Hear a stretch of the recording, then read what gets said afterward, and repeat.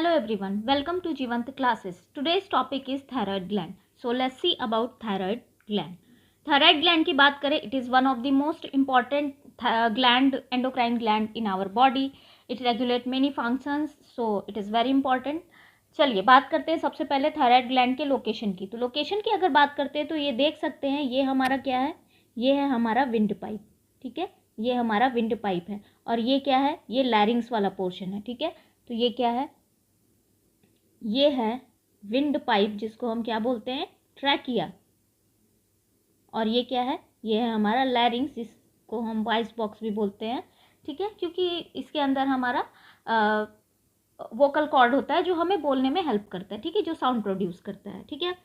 तो अगर बात करते हैं विंड पाइप और लैरिंग्स, तो देख रहे हैं कि लैरिंग्स के जस्ट बिलो ये है क्या, ये है थायराइड ग्लैंड, ये है थायराइड ग्लैंड। और थायराइड ग्लैंड को अगर देखें तो it is just below the larynx, लैरिंग्स के जस्ट नीचे होता है और विंड पाइप के जस्ट ऊपर होता है, यानी ट्रैकिया के जस्ट ऊपर होता है। तो हम लिख सकते हैं इसकी लोकेशन के बारे में, लोकेशन के बारे में हम ये लिख सकते हैं कि ये कहाँ होता है, it is just below the larynx, it is below the larynx, लैरिंग्स के जस्ट नीचे होता है। और it is either side of the trachea, trachea के दोनों साइड होता है, ट्रैकिया के दोनों साइड होता है। ये जो स्ट्रक्चर है ये कुछ बटरफ्लाई से रिसेंबल कर रहा है, इसलिए इसके शेप को की वजह से हम इसे एच शेप्ड और बटरफ्लाई शेप्ड ग्लैंड भी कहते हैं, बटरफ्लाई शेप्ड ग्लैंड भी बोलते हैं कि इसका शेप कैसा होता है, एच शेप का होता है या बटरफ्लाई शेप का होता है। देख लो एच है ना, एच जैसा लिखा जा रहा है, तो एच शेप्ड या बटरफ्लाई शेप्ड ग्लैंड बोलते हैं। अगर कलर की बात करें तो कलर कैसा होता है, ये ब्राउनिश रेड कलर का होता है, ब्राउनिश रेड कलर का होता है, ठीक, कलर में ये ब्राउनिश रेड कलर का ग्लैंड होता है। देख रहे होगे अगर, तो यहाँ पर 2 लोब्स दिख रहे हैं, 1 lobe is this side and another lobe is this side, ठीक है, दोनों ही ट्रैकिया के दोनों साइड 2 लोबुलर स्ट्रक्चर देखने को मिल रहे हैं। सो इसलिए कह सकते हैं कि it is a bilobed structure और बाइलोब्ड ग्लैंड या बाइलोब्ड स्ट्रक्चर कहते हैं। और अगर आप देख रहे होगी कि ये इस कुछ एक बैंड से कनेक्टेड होता है, and this band is actually a connective tissue band, this is actually a connective tissue band. ये जो दोनों लोब्स होते हैं, both lobes are connected with both lobes are connected with a connective tissue band, connective tissue की band होती है जिससे दोनों के दोनों लोब्स कनेक्टेड होते हैं, and this band is called isthmus, ठीक है, इसे हम क्या बोलते हैं, इस्थमस बोलते हैं। तो ये जो बैंड है ना, ये क्या है, ये इस्थमस है, ठीक है। यहाँ पर भी देख पा रहे होगे, अगर इस डायग्राम में देख पा रहे हो तो ये हो गया हमारा इस्थमस, और ये बटरफ्लाई शेप का ग्लैंड जो पीछे की तरफ फोल्डेड होता है। अगर आप देख पा रहे हो तो ये जो आउटर इसकी कवरिंग है, बाहर से ये कुछ कई सारे लोब्स जैसे दिख रहे हैं। सो दीज आर कॉल्ड लॉब्यूल्स, ठीक है, इनको क्या बोलते हैं, लॉब्यूल्स बोलते हैं। बहुत सारे लॉब्यूल्स देखने को मिलते हैं, उभरे हुए स्ट्रक्चर देखने को मिलते हैं, ठीक है। तो इन्हें हम क्या बोलते हैं, लॉब्यूल्स बोलते हैं, ठीक। तो अगर हम बात करते हैं स्ट्रक्चर की इसके, तो आउटर साइड से थायराइड ग्लैंड जो होता है वो आउटर साइड से एक कनेक्टिव टिश्यू, एक फाइब्रस कनेक्टिव टिश्यू से या कनेक्टिव टिश्यू से कवर होता है, ठीक है। सो थायराइड ग्लैंड लिख सकते हैं हम यहाँ, thyroid gland is covered with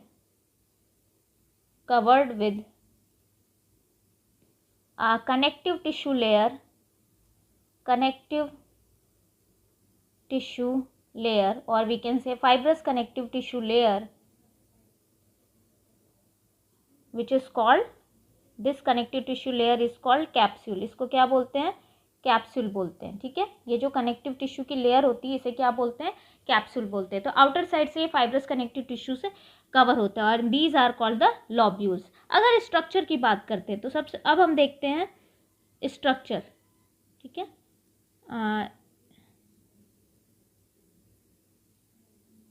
structure देखते हैं। स्ट्रक्चर की बात करें अगर हम थायराइड ग्लैंड की, तो बाहर से क्या होता है, मैंने अभी बताया आउटर साइड से फाइब्रस कनेक्टिव टिश्यू की लेयर होती है, फाइब्रस कनेक्टिव टिश्यू की लेयर होती है, तो ये क्या है, कैप्सूल है। इनर साइड हम देखेंगे तो बहुत सारे सैक लाइक स्ट्रक्चर देखने को मिलते हैं, बहुत सारे सैक लाइक स्ट्रक्चर देखने को मिलते हैं। इस तरीके से बहुत सारे सैक लाइक स्ट्रक्चर देखने को मिलते हैं, ठीक है। There are many sac like structures, hollow, ठीक है, सैक लाइक मतलब हॉलो स्ट्रक्चर देखने को मिलेंगे। और ये जो हॉलो स्ट्रक्चर होते हैं ये लाइंड होते हैं, इनकी लाइनिंग होती है सिंपल क्यूबॉइडल एपिथेलियम की। So these hollow structure are actually lined with these hollow structure are actually lined with simple cuboidal epithelium, ठीक है, सिंपल क्यूबॉइडल एपिथेलियम से लाइंड होते हैं। सो एक और बना लेते हैं।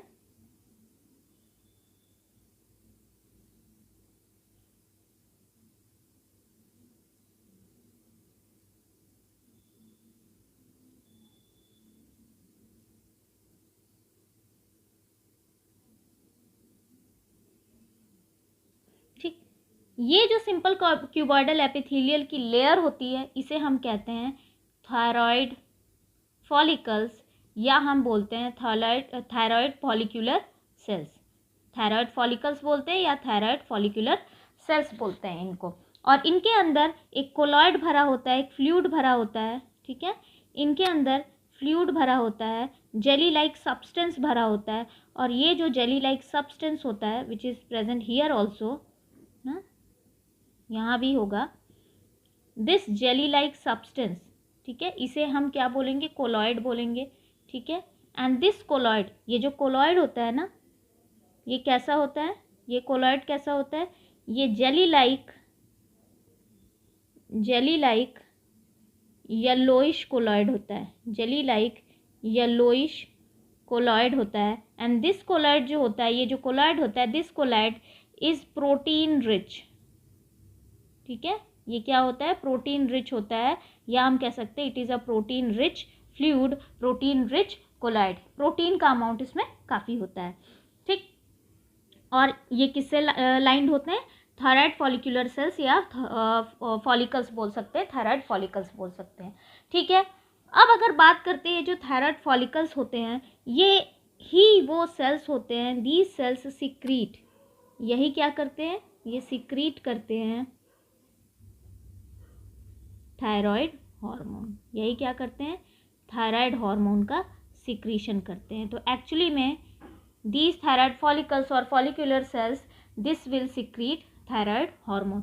इनके अलावा अगर हम इनके बाहर की बात करें तो बाहर जो होता है कनेक्टिव टिश्यू होता है, और इस कनेक्टिव टिश्यू को इन सैक लाइक स्ट्रक्चर के बाहर जो तो थायराइड फॉलिकल्स होते हैं इनके बाहर कनेक्टिव टिश्यू होती है, और इस कनेक्टिव टिश्यू में हमें बहुत सारी चीज़ें देखने को मिलती हैं। क्या क्या देखने को मिलती है, fluid have many blood capillaries, बहुत सारे ब्लड कैपिलरीज होंगे, ब्लड वेसल्स होंगे, तो क्या होगा, ब्लड कैपिलरीज होंगी जिससे ब्लड सप्लाई होगा यहाँ पर, ठीक है, बहुत सारे ब्लड वेसल्स, ब्लड कैपिलरीज होंगी जिससे ब्लड सप्लाई होगा। और ये जो फ्लूइड है इसको हम क्या बोलेंगे, इसको हम बोलते हैं स्ट्रोमा, ठीक है। और इस स्ट्रोमा में हमें क्या देखने को मिलेगा, ब्लड कैपिलरीज मिलेगी, इसके साथ साथ हमें कुछ सेल्स मिलेंगे, कुछ सेल्स देखने को मिलेंगे। There are some cells present in stroma and these cells are also very important, these cells are also secretory in nature and these cells are called C cells, या हम इनको क्या बोलते हैं, पैराफॉलिक्यूलर सेल्स, या हम इनको और क्या बोलते हैं, पैराफॉलिक्यूलर सेल्स, ठीक है, सी सेल्स और parafollicular cells. And these cells और सी सेल्स और parafollicular cell, why they are important, because they also secrete a hormone and this hormone is called calcitonin, ठीक है, ये क्या सिक्रीट करते हैं, एक हार्मोन सिक्रीट करते हैं जिसका नाम है कैल्सीटोनिन। अगर थायराइड ग्लैंड की बात करते हैं तो थायराइड ग्लैंड को हम कंसीडर करते हैं largest endocrine gland, largest endocrine gland. अगर हम ऐसे बात करें तो लार्जेस्ट एंडोक्राइन ग्लैंड जो होता है वो पैंक्रियाज होता है, but pancreas have both types of glands. It acts as a exocrine and endocrine both. That is why we considered pancreas as a heterocrine gland. अगर ऑप्शन में पैंक्रियाज और thyroid दोनों देता है तो आप पैंक्रियाज पे जाओगे. Otherwise if pancreas is not given in the option you will go with the thyroid.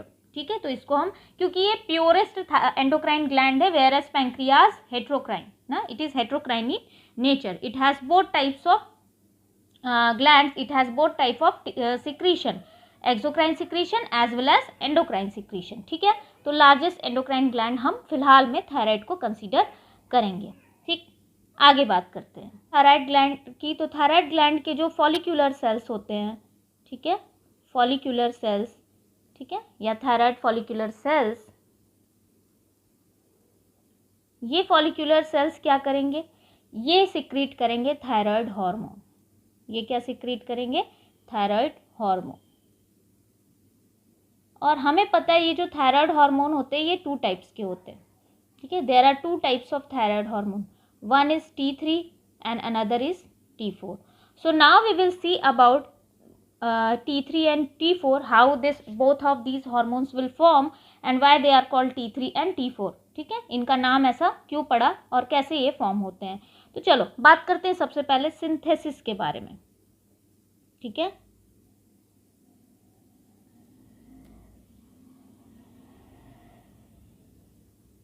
Synthesis and secretion of thyroid hormone. Synthesis and secretion of thyroid hormone, इन दोनों का सिंथेसिस कैसे होता है और ये कैसे सिक्रीट करते हैं, ये भी बड़ी इंपॉर्टेंट बात है, तो हमें ये बात पता होनी चाहिए.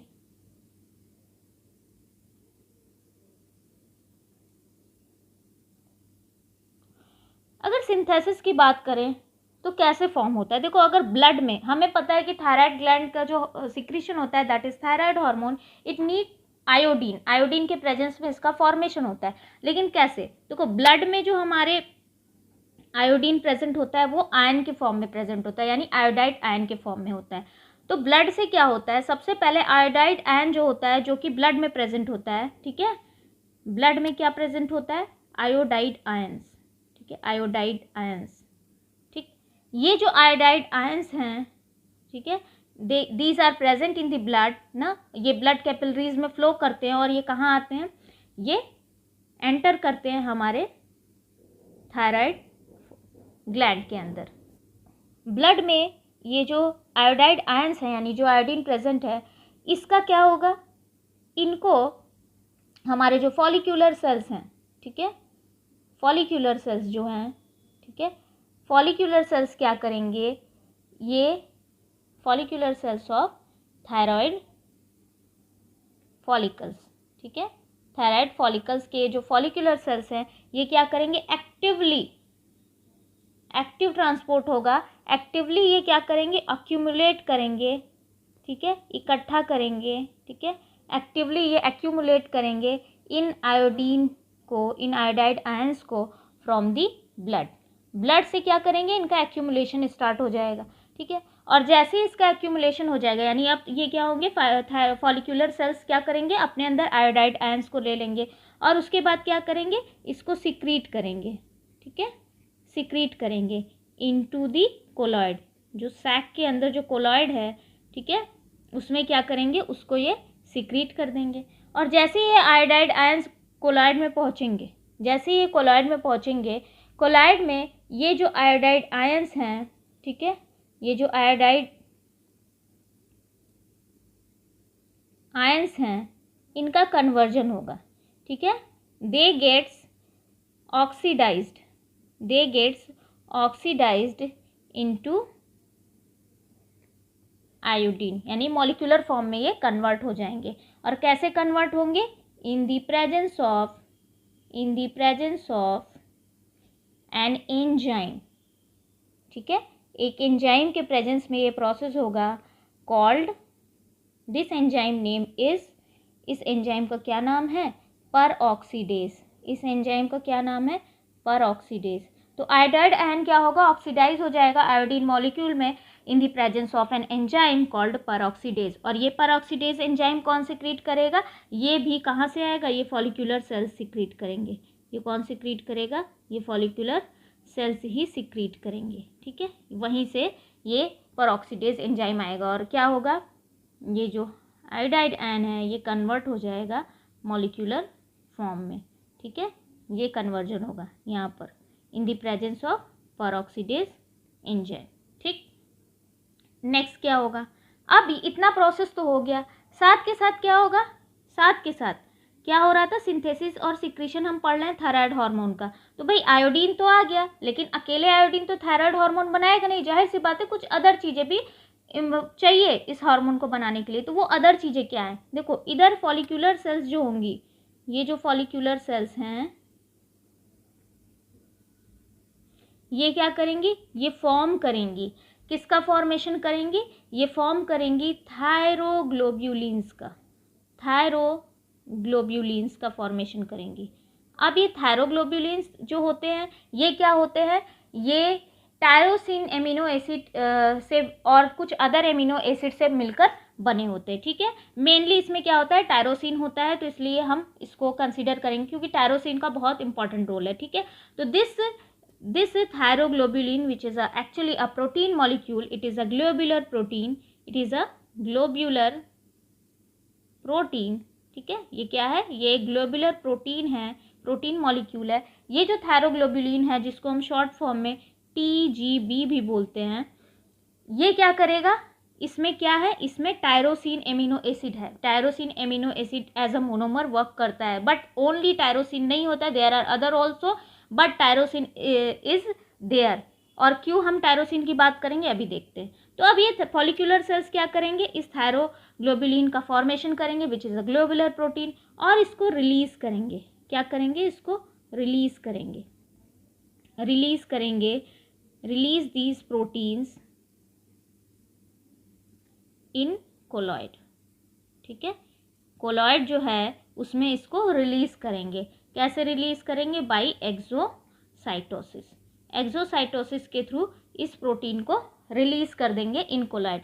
अब हमें पता चल गया कि देखो भाई यहाँ हमें अभी पता चला कि कोलॉइड में क्या बन गया, कोलॉइड में ये आयोडीन आ गया, और हमें यहाँ पता चल गया कि कोलॉइड में ये प्रोटीन भी आ गया। अब दोनों चीज़ें आ गई। तो इन कोलॉइड के अंदर क्या आ गया, आयोडीन भी आ गया और प्रोटीन भी आ गया। तो क्या होगा, रिएक्शन होगा बिटवीन I2 एंड थायरोग्लोब्यूलिन, ठीक है। I2 यानी आयोडीन और थायरोग्लोब्यूलिन के बीच रिएक्शन होगा। क्या रिएक्शन होगा, ये जो I2 है ना, ये थायरोग्लोब्यूलिन का जो टायरोसिन वाला एमिनो एसिड है, यानी टायरोसिन एमिनो एसिड जहाँ जहाँ प्रेजेंट होंगे वहाँ पर जाकर ये अटैच हो जाएगा, ठीक है। तो होगा एक्चुअली क्या, इस प्रोसेस में एक्चुअली में क्या होगा, इस प्रोसेस में अटैचमेंट होगा, ठीक है। अटैचमेंट होगा, किसका अटैचमेंट होगा, attachment of iodine molecule to tyrosine, ठीक है। टायरोसिन एमिनो एसिड से, ठीक है, आयोडीन मॉलिक्यूल का अटैचमेंट होगा। अब ये जो टायरोसिन एमिनो एसिड है इससे कितने आयोडीन मॉलिक्यूल अटैच हो रहे हैं इस पे डिपेंड करता है कि T3 बनेगा या T4 बनेगा। देखो जब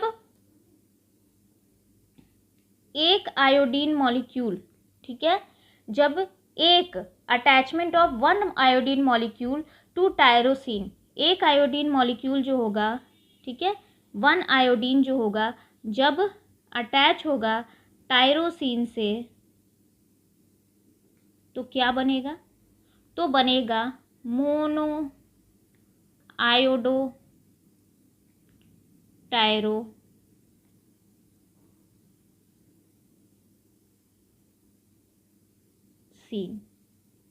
ठीक है। क्या बनेगा, मोनो आयोडो टायरोसिन, जिसको हम शॉर्ट फॉर्म में बोलते हैं MIT, ठीक है। क्या बनेगा, मोनो आयोडो टायरोसिन बनेगा। अगर टू आयोडीन मॉलिक्यूल्स टायरोसिन से जाकर अटैच हो गए, ठीक है, टायरोसिन एमिनो एसिड से अटैच हो गए, तो क्या बनेगा, डाई टायरोसिन, ठीक है, डाई आइडो टायरोसिन, यहाँ टायरोसिन की स्पेलिंग रॉन्ग है, ठीक है,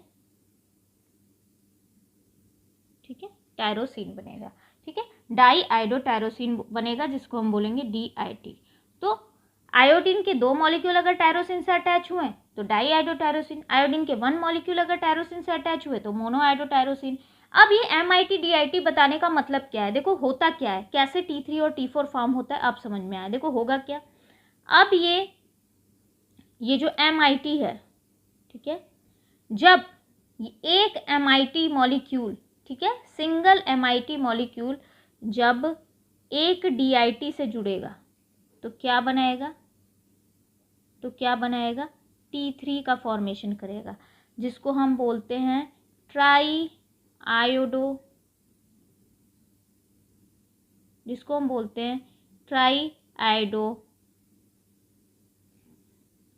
थायरोनीन,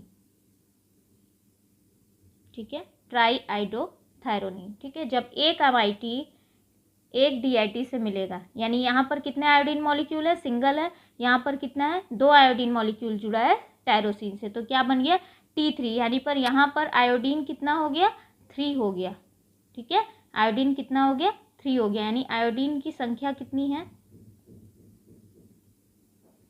कितना है, 3 है, ठीक है, इसलिए T3 नाम हो गया। अब यही जब 2 DIT, ठीक है, 2 DIT जब जुड़ जाएंगे तो क्या बनाएंगे, T4 का फॉर्मेशन करेंगे, और इसको हम क्या बोलते हैं, इसको बोलते हैं टेट्रा आइडो थायरोनीन ना, या T4 बोलते हैं। और यहाँ पर आयोडीन कितना है, यहाँ पर कितना आयोडीन है, यहाँ पर 4 आयोडीन है, यहाँ पर 4 आयोडीन है, ठीक है, यानी कि यहाँ पर क्या हो गया, हम इसको लिख सकते हैं, यहाँ क्या हो रहा है, T1 और T2 मिलकर T3 बना रहे हैं, और यहाँ क्या हो रहा है, यहाँ पर T2 और T2 मिलकर T4 बना रहे हैं, ठीक है, ये बात क्लियर हुई। अब ये जो प्रोसेस था, ये जो मैंने अभी बताया आपको, this process is known as, इस प्रोसेस को हम क्या बोलते हैं, इस प्रोसेस को कहते हैं ऑर्गेनिफिकेशन ऑफ थायरोग्लोब्यूलिन्स, ठीक है, थायरोग्लोब्यूलिन्स के ऑर्गेनिफिकेशन का प्रोसेस बोलते हैं जब आयोडीन टायरोसिन से अटैच होता है, ठीक है।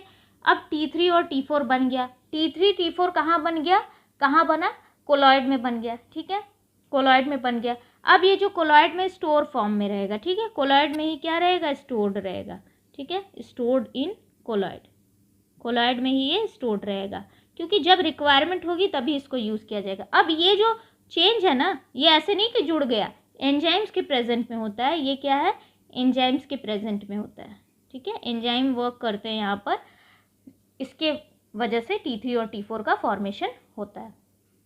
अब आगे देखते हैं, T3 और T4 तो बन गया, अब क्या होगा, जैसे ही स्टिमुलेशन आएगा, कहाँ से स्टिमुलेशन आएगा, हमें पता है कि थायराइड ग्लैंड जो होता है वो स्टिमुलेट होता है, कैसे स्टिमुलेट होता है, स्टिमुलेशन मिलेगा बाय TSH, और TSH कहाँ से सिक्रीट होता है, एंटीरियर पिट्यूटरी से सिक्रीट होता है, TSH कहाँ से सिक्रीट होता है, एंटीरियर पिट्यूटरी से सिक्रीट होता है, एंटीरियर पिट्यूटरी से ये जो TSH सिक्रीट होगा, ये TSH क्या करेगा, स्टिमुलेट करेगा किसको, थायराइड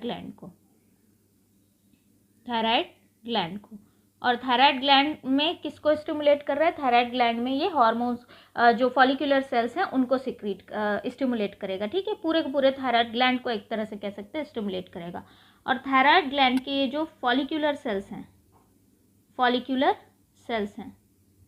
ठीक है, ये जो फॉलिकुलर सेल्स हैं ये क्या करेंगे, ये स्टार्ट करेंगे, ठीक है, फॉलिकुलर सेल्स स्टार्ट टेकिंग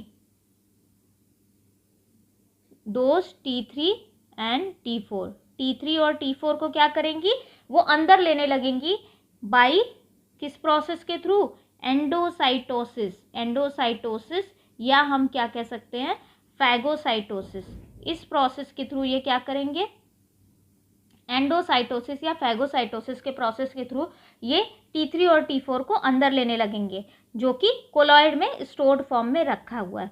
और उसके बाद क्या होगा, उसके बाद इस T3 और T4 का जब ये फॉलिक्यूलर सेल्स में आ जाएंगे तो with the help of lysozyme की मदद से, ठीक है, या सॉरी लाइसोसोम्स की मदद से, लाइसोसोम के जो एंजाइम्स है, हमें पता है लाइसोसोम में there are so many hydrolytic enzyme, so lysosome में जो हाइड्रोलिटिक एंजाइम है, दीज हाइड्रोलिटिक एंजाइम क्या करेंगे, उसका हाइड्रोलिसिस कर देंगे, हाइड्रोलिसिस करेंगे, ठीक है, हाइड्रोलिसिस रिएक्शन होगा किसका, T3 और T4 का हाइड्रोलिसिस होगा।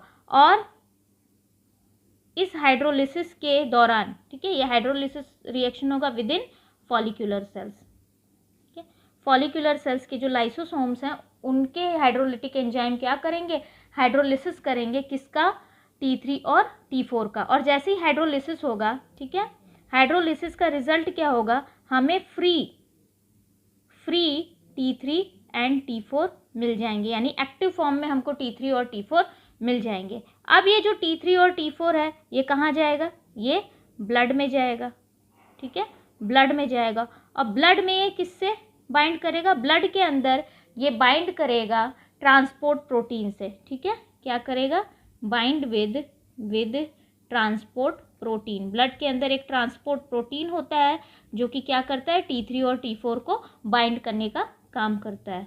और ये जो बाइंडिंग प्रोटीन होता है which is present in blood, this binding protein is called thyroxine binding globulin, thyroxine binding globulin,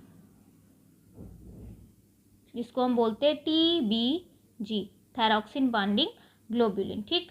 तो उससे जाकर ये बाइंड हो जाएगा। अब यहाँ पर एक कॉन्सेप्ट है, ये जो TBG है ना, इसकी एफिनिटी जो होती है वो T4 के लिए ज़्यादा होती है इन कंपैरिजन टू T3, यानी T4 से ये ज़्यादा बाइंड करता है और T3 से उतनी एफिनिटी नहीं होती, इसीलिए T4 ज़्यादा रिलीज होता है, T4 का अमाउंट ज़्यादा होता है ब्लड में इन कंपैरिजन टू T3, ठीक है, T4 का अमाउंट ज़्यादा होता है इन कंपैरिजन टू T3, इसलिए जो ब्लड में आपको जब देखने को मिलेगा तो T4 ही देखने को मिलेगा, T3 का अमाउंट बहुत लेस देखने को मिलता है। लगभग 99% या 99.96% हमें क्या देखने को मिलेगा, T4 देखने को मिलेगा ब्लड में। अब क्या होगा, जैसे ही ये TBG जो है, जो कि T4 और T3 को बाइंड किया हुआ है, जैसे ही ये कहाँ पहुँचेगा, टारगेट सेल पे पहुँचेगा, ठीक है, बहुत सारे टारगेट सेल हैं,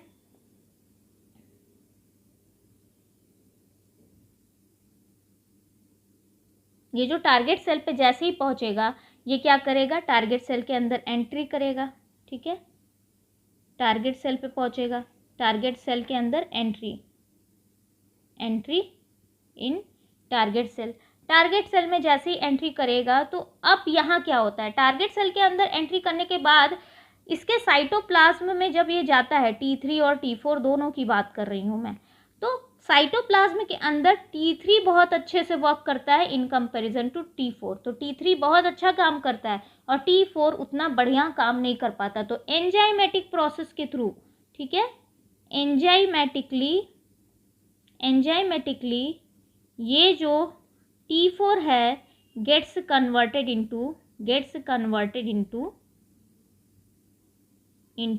T4, ठीक है, इसका क्या कर दिया जाता है, T4 में कन्वर्ट कर दिया जाता है और वहाँ जाकर ये एक्टिवली वर्क करता है, ठीक है, यहाँ पर जाकर वो एक्टिवली वर्क करता है, जो भी इसका काम है, एक्टिवली वर्क परफॉर्म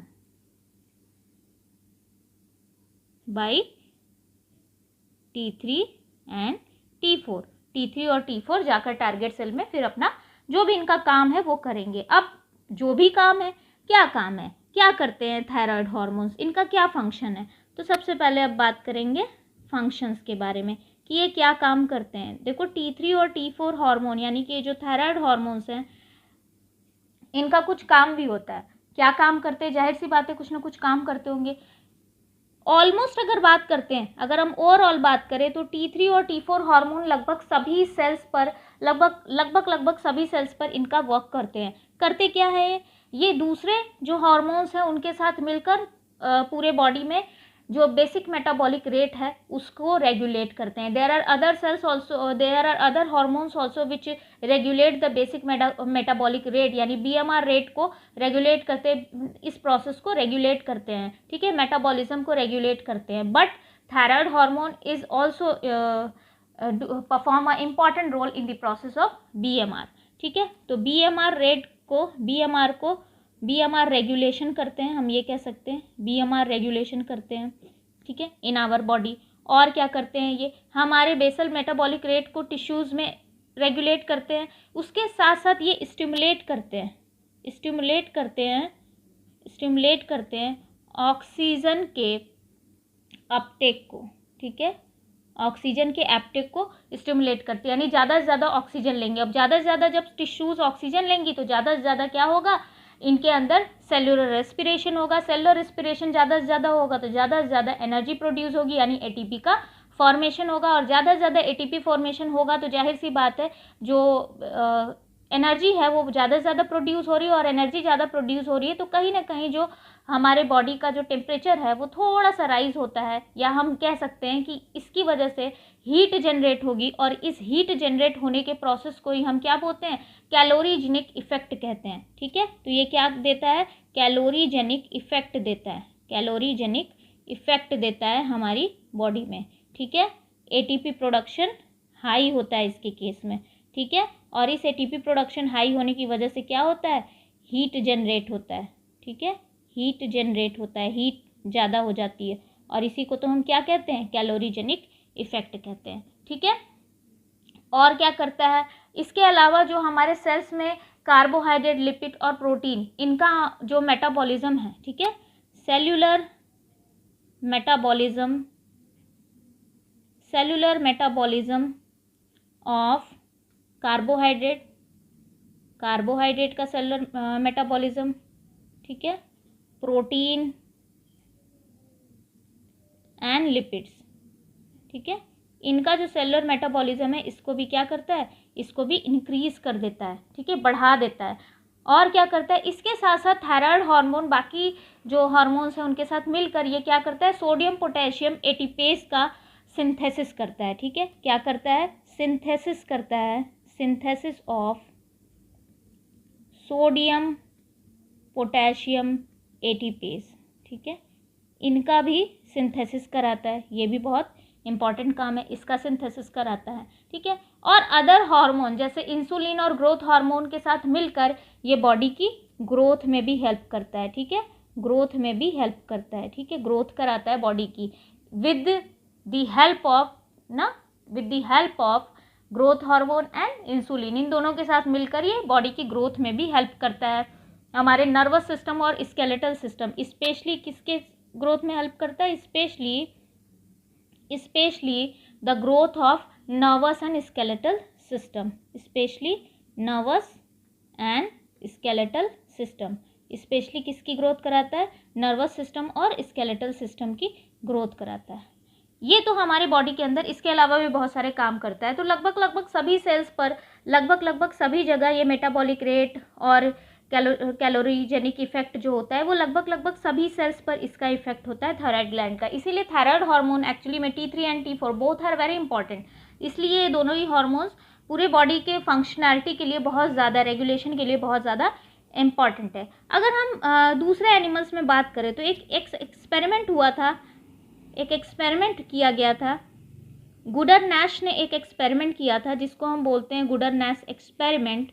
ठीक है, इसके बारे में डिस्कस कर लेते हैं क्योंकि इससे एक क्वेश्चन आ जाता है कभी कभी. ठीक है, इससे क्वेश्चन आते हैं एग्जाम में. गुडर-नैश ने एक एक्सपेरिमेंट किया था. इन्होंने स्टडी की थी इफेक्ट ऑफ थायराइड हार्मोन. इन्होंने स्टडी की थी इफेक्ट ऑफ थायराइड हार्मोन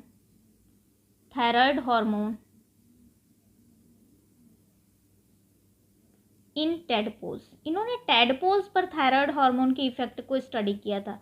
ठीक है, तो ये क्वेश्चन पूछ लेता है कि इफेक्ट थायराइड हार्मोन्स का इफेक्ट जो है वो टेडपोल्स पे किसने किया था, गुडर-नैश ने किया था. ठीक है, वैसे साइंटिस्ट का नाम नहीं पूछता, बट एक्चुअली में पूछता है कि थायराइड हार्मोन्स का टैडपोल पर क्या इफेक्ट होता है, ठीक है। तो थायराइड हार्मोन्स जो होते हैं वो टैडपोल्स के केस में ये इनके मेटामॉर्फोसिस में बहुत बड़ा रोल प्ले करते हैं।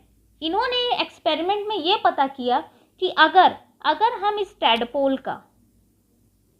टैडपोल हमें पता है ये टैडपोल क्या है, लार्वल स्टेज है, ठीक है। ये एक लार्वी है और ये लार्वी क्या करेगा, मेटामॉर्फोसिस के प्रोसेस के थ्रू, ठीक है, मेटामॉर्फोसिस के प्रोसेस के थ्रू ये क्या कन्वर्ट होगा, एडल्ट में कन्वर्ट होगा, ठीक है, एडल्ट में कन्वर्ट होगा।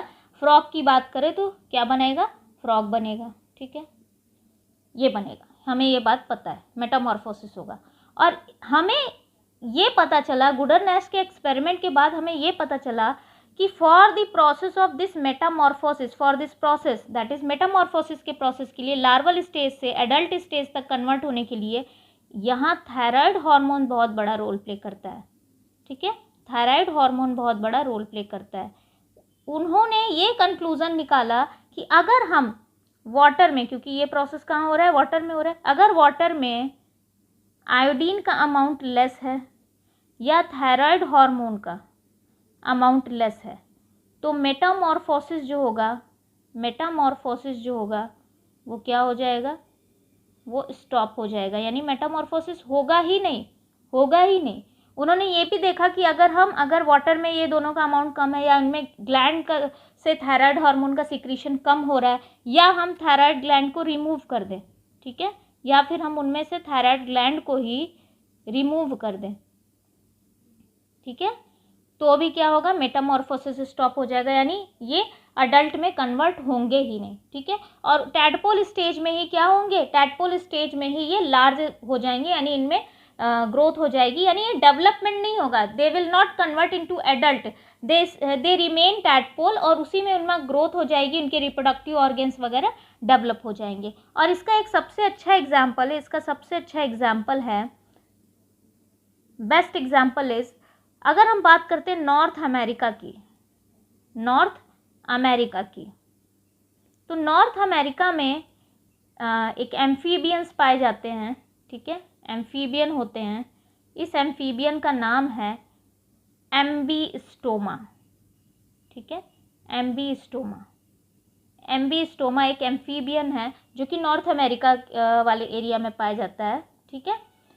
इसमें क्या देखा गया कि वहाँ पर क्या होता है कि आयोडीन यानी थायराइड हार्मोन्स की कमी होती है, आयोडीन की कमी होती है, जिसकी वजह से इसका जो लार्वा होता है ना, इसका जो लार्वी होता है, इसके लार्वी को हम क्या बोलते हैं, इसकी लार्वी को हम बोलते हैं एक्सोलोल्ट लार्वी, ठीक है।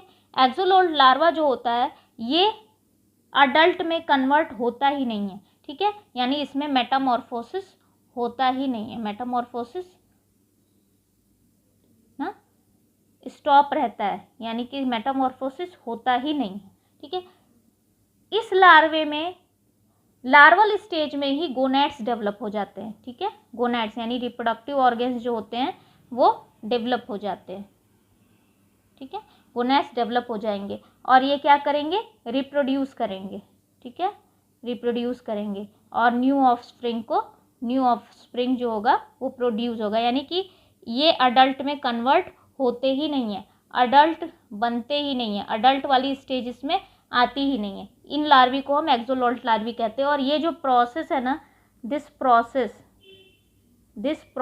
इज कॉल्ड, ये जो प्रोसेस होता है इस प्रोसेस को हम क्या बोलते हैं, this process is called neoteny, ठीक है, इस प्रोसेस को क्या बोलते हैं हम, नियोटेनी बोलते हैं, यानी कि इनमें मेटामॉर्फोसिस का प्रोसेस होता ही नहीं। तो ये एक्सोलोल्ट लार्वी याद रखना कहाँ होता है, एम्बीस्टोमा में देखने को मिलता है। अदरवाइज यहाँ पर एग्जाम में क्वेश्चन ये आता है कि फ्रॉग में जो मेटामॉर्फोसिस होता है या फ्रॉग में टैडपोल्स में थायराइड हार्मोन का क्या इफेक्ट होता है। तो मेटामॉर्फोसिस जो होता है स्टॉप हो जाता है if thyroid hormone is less और आयोडीन अमाउंट और thyroid gland will be removed by their body, ठीक है। उनके जो लार्वल स्टेज में अगर थायराइड ग्लैंड को हटा दे तो क्या होगा, इनमें मेटामॉर्फोसिस रुक जाएगा, नहीं होगा। इसके अलावा अगर एक और टॉपिक है जिसको हम अभी देख लेते हैं, अगर बात करते हैं हम थायराइड ग्लैंड के स्ट्रक्चर की, तो थायराइड ग्लैंड के स्ट्रक्चर को जब हमने बताया तो मैंने आपको बताया कि there are 2 types of secretory cells, ठीक है। यहाँ 2 तरह के सिक्रीटरी सेल्स होते हैं।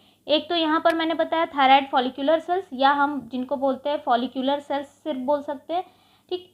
ये क्या करते हैं, ये थायराइड हार्मोन का सिक्रीशन करते हैं, जिसमें T3 और T4 आते हैं। दूसरा मैंने बताया कि C cells which are present in the stroma, and these C cells, ठीक है, जिसको हम पैराफॉलिक्यूलर सेल्स भी बोलते हैं। ये जो पैराफॉलिक्यूलर सेल्स हैं, इनसे भी एक हार्मोन का सिक्रीशन होता है, जिसको मैंने बताया कि इसको बोलते हैं कैल्सीटोनिन, जिसको बोलते हैं कैल्सीटोनिन ना, या फिर हम इसको थायरोकैल्सीटोनिन भी बोलते हैं। तो हम अब बात कर लेते हैं सी सेल्स के बारे में, या हम इनको क्या बोलते हैं, पैराफॉलिक्यूलर सेल्स, ठीक।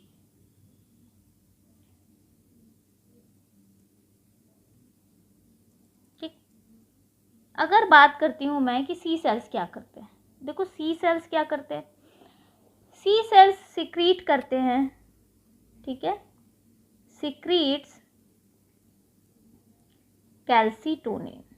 नाम से ही पता चल रहा है कैल्सीटोनिन, यानी यहाँ पर कैल्शियम का तो कुछ लोचा है, कुछ लफड़ा है, कुछ तो कैल्शियम का रोल है यहाँ पर, ठीक है। अब इसको हम कैल्सीटोनिन को और भी एक नाम देते हैं, थायरोकैल्सीटोनिन भी बोलते हैं, ठीक है, कैल्सीटोनिन या थायरोकैल्सीटोनिन भी बोलते हैं। एक्चुअली में कैल्सीटोनिन क्या करता है, ये इसका बहुत इंपॉर्टेंट फंक्शन है। ये क्या करता है, ये कैल्शियम जो होता है ब्लड में, अभी ये होता क्या है, देखो ये कैसे इसका सिक्रीशन होता है, इसका पिट्यूटरी से डायरेक्ट स्टिमुलेशन नहीं होता, ठीक है, एंटीरियर पिट्यूटरी से या टीएसएस से डायरेक्टली इसका स्टिमुलेशन नहीं होता, टीएसएस से कोई मतलब नहीं है। इसका स्टिमुलेशन क्या होता है, ये कब सिक्रीट होता है, ये तब सिक्रीट होता है जब ब्लड में कैल्शियम का लेवल बहुत हाई हो जाता है, ठीक है। थायराइड सेल्स जो होते हैं, जब ये जो थायराइड सेल्स या पैराफॉलिक्यूलर सेल्स बोले, ये तब कैल्सीटोनिन का सिक्रीशन करते हैं जब कैल्शियम लेवल जो होता है वो ब्लड में बहुत हाई हो जाता है। तो स्टिमुलेशन, या हम कह सकते हैं these cells get stimulated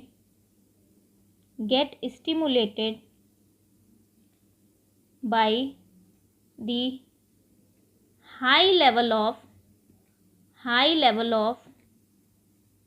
calcium in blood. जब ब्लड में कैल्शियम का अमाउंट बहुत ज़्यादा हो जाता है, तब ये सेल्स क्या होते हैं, स्टिमुलेट होते हैं, और जैसे ही ये स्टिमुलेट होंगे, ये क्या करेंगे, ये सिक्रीट करेंगे कैल्सीटोनिन। किसका सिक्रीशन करेंगे, कैल्सीटोनिन का सिक्रीशन करेंगे, ठीक है। अब ये जो कैल्सीटोनिन होता है, ये क्या है, ये एक तरह का पेप्टाइड हार्मोन है, ठीक है, पेप्टाइड हार्मोन है, ठीक है, ये क्या है, पेप्टाइड हार्मोन है। थायराइड हार्मोन मैंने बताया कि वो एक प्रोटीन हार्मोन है, और ये क्या है, ये एक पेप्टाइड हार्मोन है, ये भी हम कह सकते हैं प्रोटीनेशियस नेचर का होता है, ठीक। अब ये क्या करते हैं भाई, हाई लेवल हो जाता है तो ये सिक्रीट होते हैं, लेकिन हाई लेवल से सिक्रीशन से क्या लेना देना है, क्यों इनको सिक्रीट किया जाता है, क्यों, क्योंकि ये क्या करते हैं, ये हाई लेवल होने पे तुरंत के तुरंत कैल्शियम के कंसंट्रेशन को डिक्रीज करने का काम करते हैं, क्योंकि कैल्शियम का अमाउंट एक मेंटेन होना चाहिए ना, नहीं तो हाइपर कैल्सीमिया का केस हो जाएगा। High level of calcium in blood, it means hyper calcaemia का केस हो गया, और हाइपर कैल्सीमिया नहीं सही होना है ना, बॉडी में सब कुछ बैलेंस होना चाहिए। तो बैलेंस करने के लिए ये क्या करते हैं, कैल्शियम को मूव कराने लगते हैं, किधर, बोन्स के अंदर, ठीक है, कैल्शियम को मूव कराने लगते हैं बोन्स के अंदर, ठीक है, बोन्स के अंदर इनका मूवमेंट कराने लगते हैं, ठीक है। तो कैल्शियम को क्या कराते हैं, कैल्शियम को मूव कराते हैं कहाँ पर, बोन्स के अंदर, ठीक है, movement of calcium to bone के अंदर इनका डिपोजिशन स्टार्ट हो जाता है, या हम इसको कह सकते हैं increase deposition of calcium in bones. Mobilize करने लगते हैं, मोबिलाइजेशन हो जाता है कैल्शियम आयंस का टुवर्ड्स बोन। और इससे अब आपको पता है कि जब कैल्शियम प्रॉपर रहेगा तो जाहिर सी बात है कि क्या हो जाएगा, ऑस्टियोब्लास्टिक सेल्स जो होंगे, जो कि बोन का फॉर्मेशन करते हैं, वो क्या हो जाएंगे, एक्टिव हो जाएंगे। तो कह सकते हैं कि इट प्रमोट्स, ये क्या करता है, प्रमोट करता है ऑस्टियोब्लास्टिक एक्टिविटी, ठीक है, ऑस्टियोब्लास्टिक सेल्स की जो एक्टिविटी होती है उसको ये प्रमोट करता है। और इसकी वजह से एक अच्छा काम ये होता है कि जो चांस होता है, ठीक है, चांसेस ऑफ ऑस्टियोपोरोसिस का जो चांस होता है वो बहुत कम हो जाता है, यानी कि ऑस्टियोपोरोसिस के केस होने के चांसेस बहुत कम हो जाते हैं। तो chances of osteoporosis is less और ऑस्टियोपोरोसिस बिकम लेस। इसकी वजह से ऑस्टियोपोरोसिस होने का चांस बहुत कम हो जाता है, ठीक है। और क्या करता है ये, जो कैल्शियम का एब्जॉर्प्शन होता है नेफ्रिक फिल्ट्रेट से, ठीक है। सो एब्जॉर्प्शन ऑफ कैल्शियम जो होता है, absorption of calcium from nephric filtrate, nephric filtrate से कैल्शियम का एब्जॉर्प्शन जो होता है उसको गिरा देता है, यानी कि डिक्रीज कर देता है, क्योंकि ऑलरेडी कंसंट्रेशन ज़्यादा है तो यूरिन में ज़्यादा से ज़्यादा कैल्शियम का अमाउंट जो होगा वो रिलीज होने लगेगा, ठीक है। Decrease the absorption of calcium from nephric filtrate, यानी नेफ्रिक फिल्ट्रेट से कैल्शियम का एब्जॉर्प्शन कम हो जाएगा, तो जाहिर सी बात है यूरिन में कैल्शियम ज़्यादा से ज़्यादा निकलने लगेगा। तो इस तरीके से यह क्या करता है, जो हाइपर कैल्शियमिया का केस होता है उसको तुरंत के तुरंत बैलेंस करने का काम करता है। तो ये बात तो समझ में आएगी कि यहाँ टीएसएच से कोई लेना देना नहीं है, टीएसएच से स्टिमुलेशन इसका नहीं होता। आई थिंक ये क्लियर हो गया होगा। नेक्स्ट वीडियो में हम लोग डिस्कस करेंगे hypo and hyper secretion of thyroid और थायरॉक्सिन हार्मोन और उससे रिलेटेड डिजीज। आज के लिए इतना ही। Thank you.